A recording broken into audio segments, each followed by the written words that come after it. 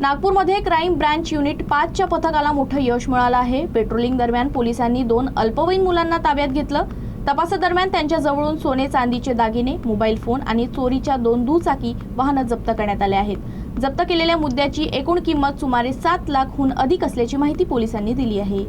पोलिसांनी दिलेल्या माहितीनुसार पेट्रोलिंग दरम्यान 2 अल्पवयीन मुलांना संशयास्पद अवस्थेत दुचाकी वाहनासह थांबवण्यात आलं। चौकशी दरम्यान त्यांनी समाधानकारक उत्तरे दिली नाही। त्यानंतर पोलिसांनी त्यांची झडती घेतली। झडती दरम्यान त्यांच्या जवळून मोठ्या प्रमाणात सोनं चांदीचे दागिने, एक मोबाईल फोन आणि 2 मोपेड जप्त करण्यात आल्या। या आरोपींनी चोरी तसेच वाहन चोरी केल्याचं चौकशीत निष्पन्न झालं। पोलिसांनी आरोपींकडून एक ॲक्टिवा आणि एक सुझुकी एक्सेस मोपेड जप्त केली। जप्त केलेल्या दागिन्यांमध्ये मंगळसूत्र, कानातले, अंगठ्या तसेच इतर सोने चांदीचे दागिने यांचा समावेश होता। या कारवाईमुळे चोरीच्या 2 वेगवेगळ्या प्रकरणाचा उलगडा झाला। पुढील कारवाईसाठी दोनही अल्पवयीन आरोपी आणि जप्त केलेला मुद्देमाल हुडकेश्वर पोलिसांच्या ताब्यात देण्यात आलं आहे।